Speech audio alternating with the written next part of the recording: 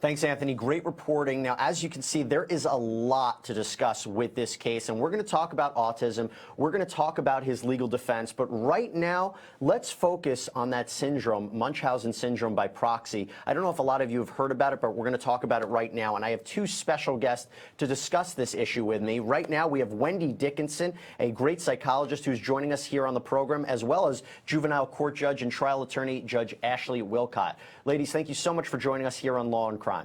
Thank you, Jesse. Thanks for having me, Jesse. Of course. Now, Ms. Dickinson, I want to start with you. The Munchausen syndrome by proxy. We've seen this before in the media, and maybe we don't have a full understanding of what it is. How does this develop? Because authorities are saying that Dee ultimately suffered from this mental disorder. How does this develop?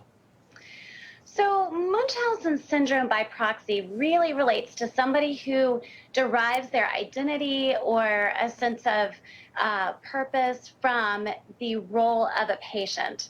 And what happens with Munchausen's by proxy is that they create a patient role in somebody that they are a caregiver for.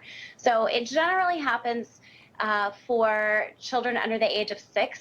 And 90% of the time, we see that it's a mom or a female caregiver who has this need for the identity. And they end up putting their child in particular situations where they're actually fabricating diagnoses, lab tests. And so they're creating this role of patient for the child. But what's the goal? What do they ultimately want? Is it attention? Is it money? And because here we have seen that Gypsy, you know, she took photos with the stars of the Lord of the Rings. I believe that they got a donation from a big pop star. So what's the ultimate goal here? I mean, maybe in this case, but these kinds of cases that you see throughout the country. Sure. If the diagnosis is actually Munchausen's or Munchausen's by proxy, the goal is only derived from being in the role of the patient. So the affirmation that they get, maybe sympathy, the attention.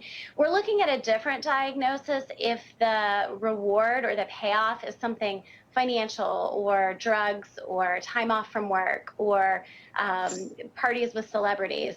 That's a diagnosis that we would call malingering.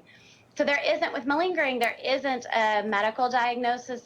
It's truly fraud. It's somebody who's just faking in order to get a trip or a monetary payout.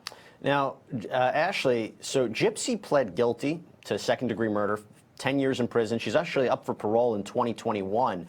The idea is, could she have mounted a successful defense if this went to trial and said, hey, listen, I am a victim here. I did nothing wrong? Well, I think that's the fascinating question to me, Jesse. And I handle a couple of custody cases where this diagnosis is at play with one of the parents, and the other parent I represent is trying to get custody. Custody is very different from criminal, but let me suggest this. In criminal, as we know, you either have to show insanity, right, or lack of capacity, or self-defense, or that they didn't know that what they were doing was wrong at the time they were doing it. I do not think that any of the abuse that she suffered, which she did, amounts to any of those legal arguments or legal defenses. And so, you know, 1 out of every 4 children is abused in the nation. And so can you say that every one of those children as an adult has a right to commit a violent murder of their parent and then say, but I was the victim of abuse? I would suggest no. Hey, listen, if you read about this case in the media, they've, you know, talked about Gypsy's revenge, how she snapped. In fact, in case anybody hasn't seen it, do we have those Facebook messages? I'd like to put that up there. It looks like that Dee and Gypsy shared a Facebook account. And when Dee was stabbed, this message appeared. Do you see it? And that's what led everybody who knew Dee and Gypsy to say, well, what's going on right now? I mean, read this very carefully. This is how they knew that something happened. And in fact, when they first saw this, people that knew them, they thought the account got hacked. They couldn't understand what happened. And friends of Dee and Gypsy actually asked to do a welfare check, and that's when the slain body of Dee was found. Now, Wendy, have you seen instances where the subject, I don't know if that's the correct term, of this syndrome, the person who's actually is imprisoned by these fake illnesses, where they turn on the person that did this to them, they snap, they actually commit a violent act against them, or is this one of the rare examples? This is a very unusual case. First of all, we don't see Munchausen's by proxy very often at all. It's less than half of 1% in the population. So it's very uncommon to run across it to begin with. Most of the time, in the vast majority of the cases, it's identified by doctors in the child's world. And so eventually the child's either taken from the caregiver or there's some other parameters put in place to protect the child. So it's very unusual to see a case like this extend into adulthood with a victim. Yeah, and look, we're showing pictures of Nicholas Godejohn because that's the trial that we're going to be covering here on Law and Crime. We'll talk all about his defense, but in case you haven't seen it, this is his jailhouse interview, which we have the privilege of playing for you right now, and it gives you an insight into maybe what was going on to lead to the death of Dee Dee Blanchard. Take a look.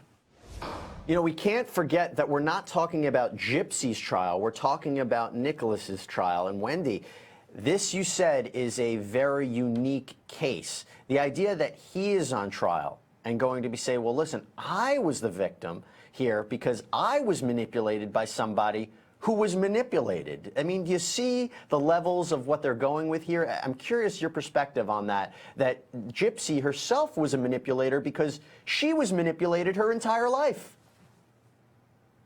That she grew up in this environment where manipulation, lying, deceit were part of everyday life. And it's very possible that she didn't have an internalized sense of what was right and wrong, that a lot of that was gray. I think one of the things that if I were interviewing her, I would want to get down to is how much did she understand about what was going on? Are we looking at somebody who was abused and this is the fallout of that abuse? Her behavior was really a survival mechanism in some way. Or are we looking at somebody who understood that she was feigning illnesses in order to get trips, in order to get photographs with celebrities, in order to get that attention? I would be really curious about the distinction there, because if we are looking at more of a malingering case with her, that leads to a different understanding of her behavior and the ensuing fallout. So, Ashley, one of the things that we have to talk about here, and again, we are going to talk about the aspect of autism that Nicholas Godejohn may talk about in his trial, and we'll talk about that a little bit later, but the idea that Gypsy can get possible parole in 2021, is that a legitimate possibility? Can that actually happen, and what would she need to show? So it's my understanding that can possibly happen. She pled to 10 years, right? And she pled to manslaughter.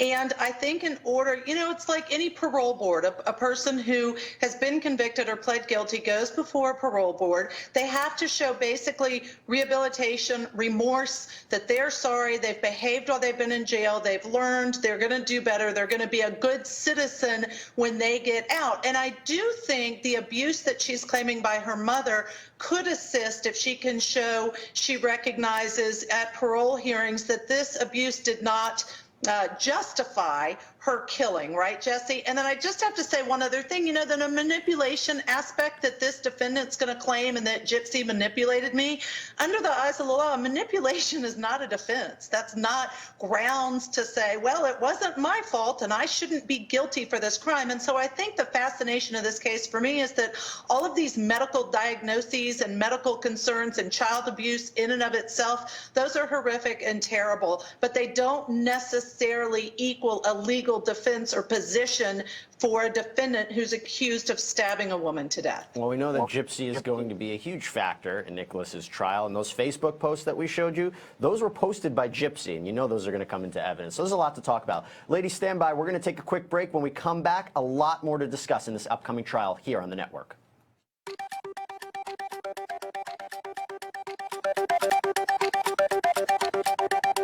Welcome back to Law and Crime, everybody. We are previewing a huge case on the network, and that is the Nicholas Godejohn case. And we talked about it in the beginning part of the program, but we're going to talk about it again now.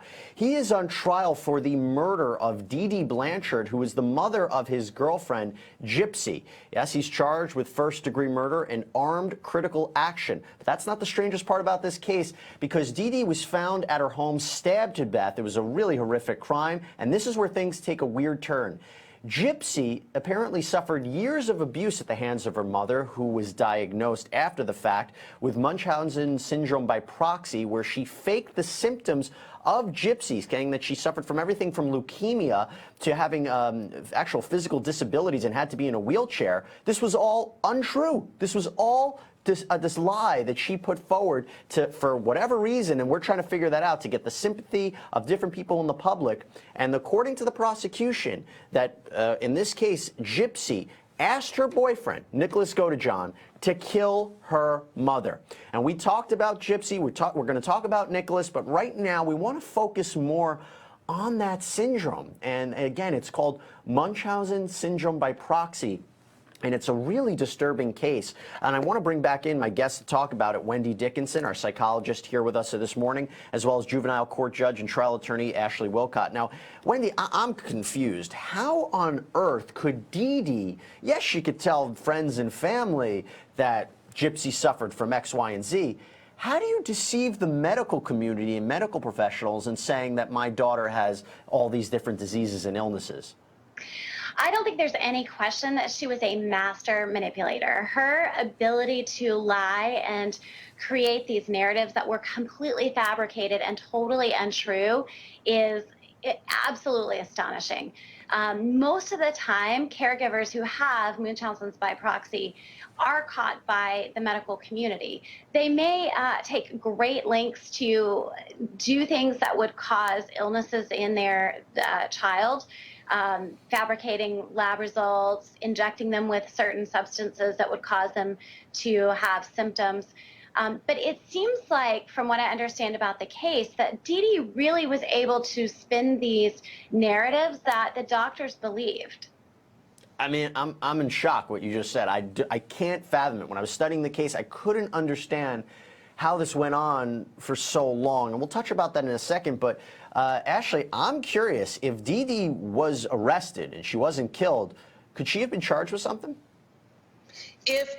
Absolutely, absolutely. Child abuse, child endangerment, absolutely. And that's what, if the case gets missed, so to speak, and nobody reports and no doctor catches it, which unfortunately, as a judge in juvenile court, I see. So I do see when it's missed, it's not reported, or the Department of the Agency for Child Welfare doesn't catch it or do a thorough investigation, that this happens and the abuse continues. So she absolutely could have been charged. But I also have to say this, keep in mind that when an individual takes a child to a doctor, it's self-reporting. I, as a mother, go and say, her ear seems to be hurting, she's tugging on it, something's wrong. So a lot of the issue is when someone goes to a doctor and reports about what a child's doing. In this case, Dee Dee reported initially to the father, she's having seizures. Well, she was the only one that saw them. And so again, it's self-reporting. So any doctor is going to take the information provided by the caretaker to then treat the child. And I think that's part of the way that somebody diagnosed with this gets away with it.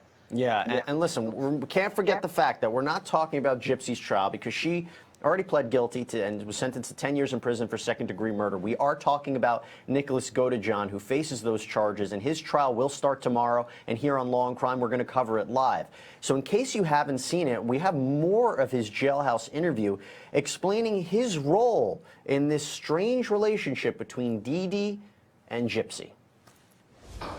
It's really weird because I went from just trying to get to know her on one side to being willing to pretty much open myself up like a full open book, to where once we got to the other one, and I'm still confused on why that happened that way, but it did.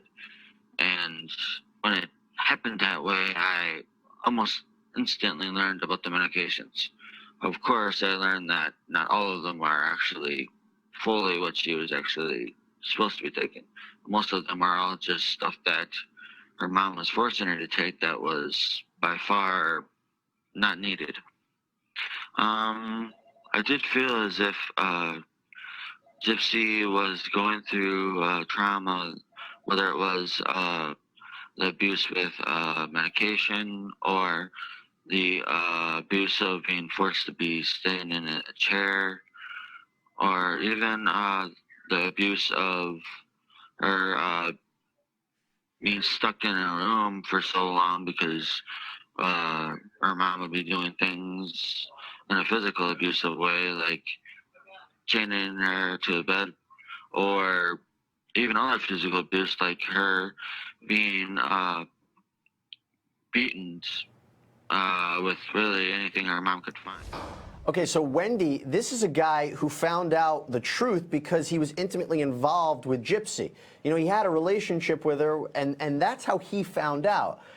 But the public in general, is it so inconceivable that no one could find out what was really going on? I mean, did she fake this so well that I'm so curious how no one could find out? In the cases that you've studied, no one's able to see, family, friends, that something off is happening here?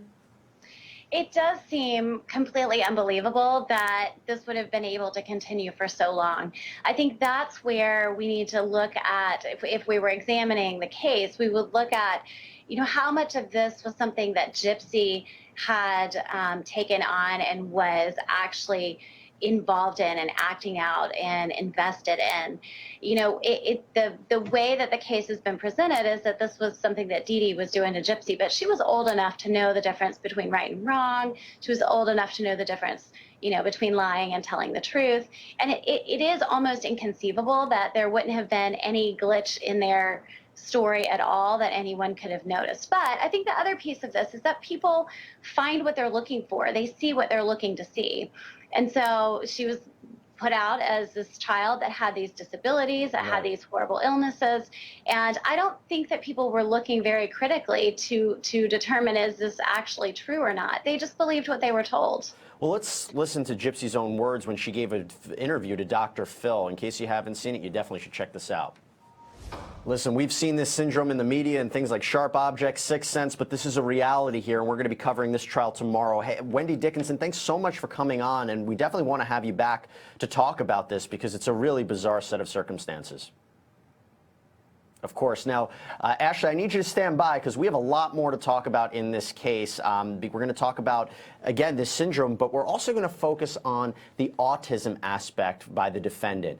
But when we come back, we'll talk about Armando Baptista. Stay tuned.